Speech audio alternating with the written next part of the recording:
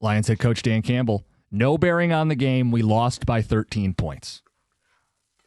If he's saying it, I hope we don't have to get calls about conspiracies and Taylor Swift and the lizard people and how the league wouldn't let Kansas City lose. Kansas City punted one time. They had 0 turnovers. Mm-hmm. They scored on 5 of their 7 possessions. They were great in the red zone, great on 4th down. Kansas City played the better game. Detroit didn't execute. Campbell said they needed 30 points. They scored 17 and only 1 score in the second half. Yeah, and when Hutch forced the ball out, he knocked the ball out of Patrick Mahomes' hands. We just couldn't get on it. Right, needed a turnover in a game like that. I think they knew that. And as far as Campbell saying, like, no bearing on the game, we lost by 13. I think there are winning mindsets and losing mindsets. The winning mindset is we needed to make more plays. The losing mindset is the game was taken from me. I'm a victim of circumstance. I love that Dan Campbell is a belief of the winning formula, not wallowing as, well, the refs are out to get us. We got some of that today. Yeah. I don't subscribe to that stuff, guys. Make more plays. Yeah. And TJ did a great job highlighting a couple plays. Like, Amon-Ra St. Brown never drops the ball. Huge swing. Right? Aiden Hutchinson picking up a pass, roughing the passer penalty. Stuff that can't happen. Not when Kansas City's not making mistakes. No, I mean, they didn't make mistakes, and their backs were against the wall. They had to have this game. Yeah. And they came out and played as such.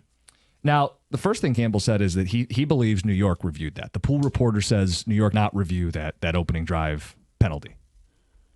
You're never going to convince me that. I know you've said it, TJ. Yeah. Because if the refs, if they would have thrown a flag right away and then gotten together and talked about it, like, how does that operation happen where a minute goes by and then you come up together and it's like, hey, guys, do you think he was too close to the center?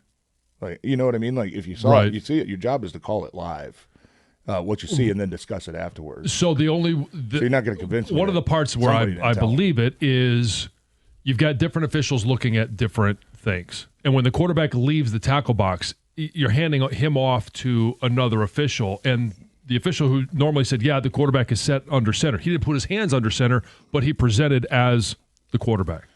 Now, all of a sudden, that guy goes outside of his parameters. Yeah. That's why you converse and say, well, he didn't, when he stepped away from the center, he didn't stop. Now, if he had stopped there, you got to stop at one of the destinations. It's either behind center or it's when you get out there. Now, maybe it was just the ball was snapped before Jared Goff could stop behind Amon-Ra St. Brown. That could be the very easy explanation as to why Jared Goff, did he know the rule, or was that a flaw in the play design? Yeah, I don't know. I mean, I didn't know that rule, but having it explained, it sounds like the Lions had an illegal play. And do I wish that was the case? No, because it was a badass way. They take the ball on the road, 15 plays, 10 on the ground, punch it in, FU drive. I desperately wanted that play to stand because it's Jared Goff juggling and powering into the end zone. But if that's the rule, sure looks like the Lions broke the rule, and whether it took a minute or not, we didn't deserve to score a touchdown there. Yeah. No, but TJ, to your point, if for any reason they got a phone call or they got buzzed from New York, now now I do have an issue with that. Yeah. That can't happen. I think was a pretty common theme last night, that because like you said, John, like if you're eyes are moving, that's an immediate discussion. You know what I mean? Like the operation last night was kind of like, hey, everything's good. Nobody saw anything. We're good. We're fine with it. We talked about it before the game. Right, we're good. PAT team comes out, and then all of a sudden, a minute later, oh, hold on, guys, like we got to talk. Like that's not standard operating procedure. Right. If officials need to discuss something, so that's where I was confused, and I think just kind of hearing some guys talk about it yesterday in the locker room, like I think that was the biggest issue that they had as well, was if it came from New York, right? Like we kind of and look, I mean. It's not Jared Goff's job to look up the rule book. I mean, like these coaches are very detailed. They're very thorough. They said, we ran a similar play with Tannehill down when Dan was in Miami. Taysom Hill has had very, very similar motions when he's been in the game at quarterback, and then motions out to to a receiver. I'll have to do some deep digging to see, if there was any major differences there. Good luck with finding those plays. I mean, I'm talking like 5-6 years ago, but I think that was to your point, when they talk to the officials before the game, like part of doing that is to alert them, but you're also clearing it. Okay, this is what the quarterback's going to do. Is there any issue with this? Right. And we don't know. And if they don't say at that time, now you also have a bigger issue. Which I'm assuming they did. And if you're telling them, hey, this is our first goal line play, or if we get a 4th and 1 anywhere, this is our first play we're going to. Right. And it's the first drive. The officials were probably looking, and sometimes you even might in the huddle kind of peek back at the ref and be like, hey, here this it comes. is the play we talked about, right?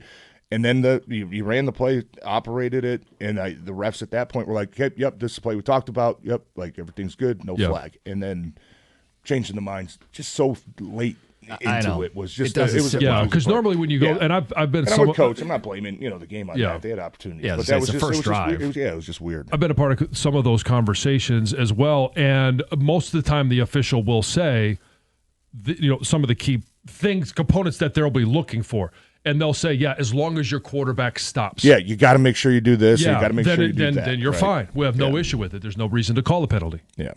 Yeah, and I understand being irked by some of the officiating. I do. I understand it. We're all watching that game. We all want to see the Lions win that game.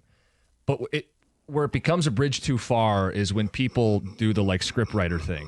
Heaven forbid we just admit the Lions weren't good enough to win that game. Yeah. I know TJ, nobody did wants you to talk say to Dan at all about the confusion after that? Like, what was the delay of game?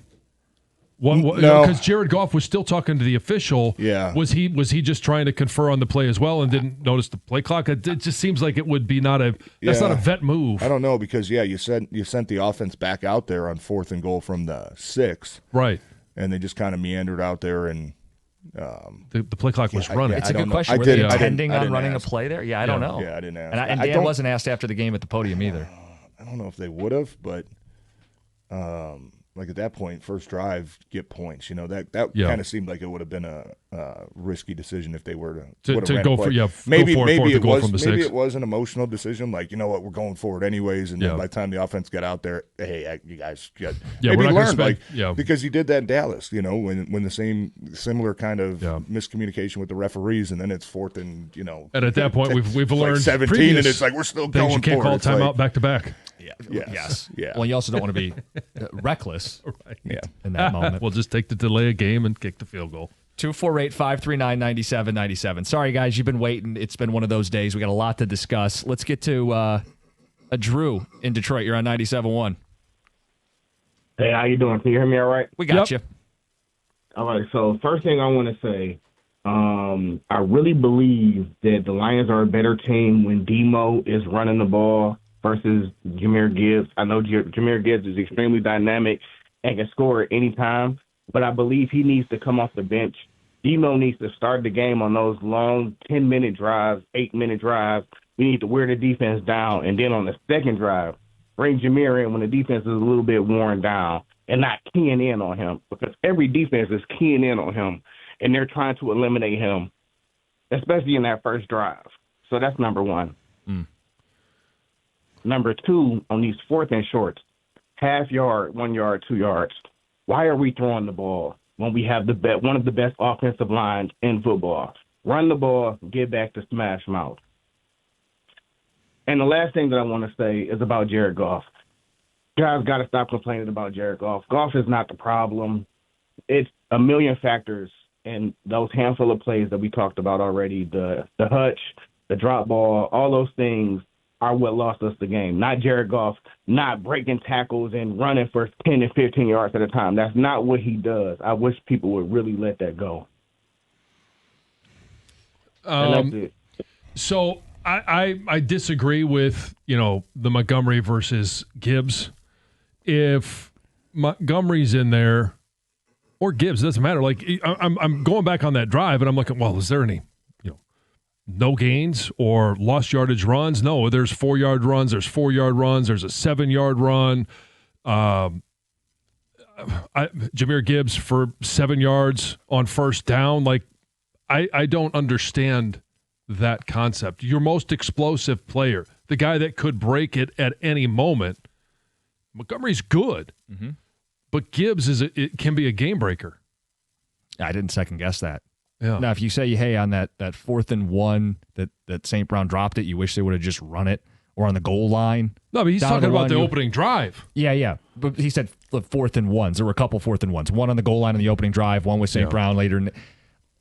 Look, I don't fault someone for saying just run the ball. At the same time, there's deception, and they've pulled off a lot of short passes with a lot of those heavy sets. Yeah. And at the same time, I mean, you did run the ball on 3rd down and get stuffed. So, that sometimes will scare a play caller away. Like, we're hoping to get a little bit more on that 3rd, or maybe punch that one in on 3rd down. And 4th down now, we know they're going to be stacking the line. So, let's get a little creative here. And it's funny, Coach kind of laughed off Wojo's question last night. I think he asked him, like, do you regret the play call, or do you second guess it or anything? He's like, well, I mean, we scored a touchdown on it. Like, that's right.